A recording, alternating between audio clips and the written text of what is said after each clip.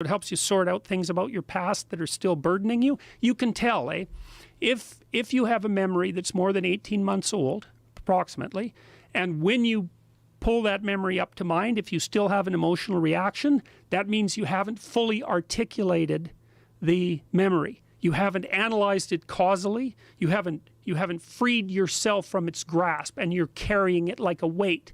And your brain responds to that. Like the more weight you're carrying like that, more baggage, let's say, the more of the stress hormone cortisol your brain produces. And cortisol makes you old. Some of this work has been done by James Pennebaker at the University of Texas at Austin, because he started to pioneer these sorts of writing programs. And he found that if people wrote about uncertain things, past, present, or future, so they could be traumatic things, they could be uncertain things, that their physical health improved. And he did a lot of detailed research trying to figure out why that was, and basically came down to the explanation that it was something like an uncertainty reduction mechanism at work. Because your brain is always figuring out how well situated are you in the world. How much do you not know compared to how much have you mastered? And you can tell that you've mastered things because when you go somewhere and you act, things turn out the way you want them. That's an indication of mastery. And your brain is sort of keeping track across your whole life of how many places you've been where things haven't worked out compared to how many places you have been where they have worked out. And if all those places in your past where things haven't worked out, you need to map and master. And that decreases the existential load on you, but that actually decreases your psychophysiological load. It makes you healthier. It makes you less stressed. And so we've put all that together in this self-authoring suite to help people write about their past, to sort it out in a detailed autobiography. It asks you questions about your past. It says, divide your life up into 6 epochs, and then divide each of those, that might be, say, birth to kindergarten, and then maybe elementary school, and then maybe junior high school, however you want to do it. And then to write about the emotionally significant events in each of those epochs, and then to describe their effects on you, and then to analyze how you did in those situations, what you might have done differently, what you might do differently in the future, to straighten out your past. And I've done that with my students in my Maps of Meaning class for about the last 10 years, and some people have written 15,000 words. It's not that uncommon for students to write 15,000 words in their autobiography.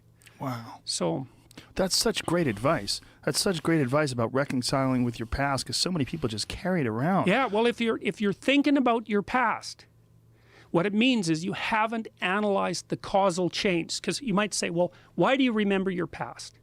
Well, you might say, well, it's in order to have an objective, record of the past. It's like it has nothing to do with that. There's only one reason you remember the past, and that's to be prepared for the future. That's why you remember the past. And so what you're supposed to do is take the past and extract out from it wisdom.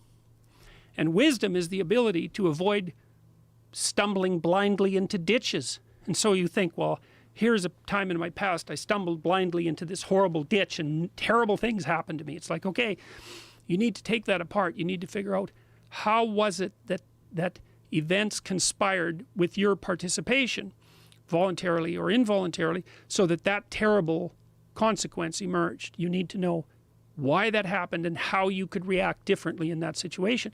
And as soon as you do that, your brain will leave it alone.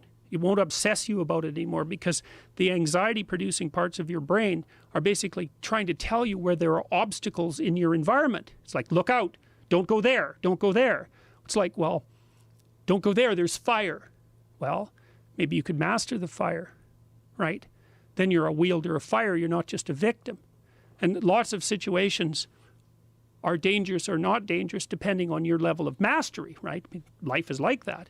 And so a negative emotion that's associated with a memory is something that's crying out for mastery, and writing can really help with that. So you're reorganizing your brain when you write autobiographically. You're basically, the emotions, memories can be stored at different levels of your brain, from sort of primordial reptilian image-laden areas that are very emotional, up to finely articulated plans for your future life. Well, you want to take everything that's negative and emotional and transform that into a fully articulated vision for your future. And that frees you of your past. You shouldn't be thinking about your past. mean, maybe if you're 80 and, you're going over a well-spent life, that's a whole different thing. But if you're 30, 35, or 20, and most of the time you're thinking about your past, it's like your soul is trapped back there. And you need to free it through investigation. And the metaphysical language is appropriate because that is, in a sense, what you're doing. You're trapped in the past. It's like you got to break free of that so you can use all your resources to move ahead into the future.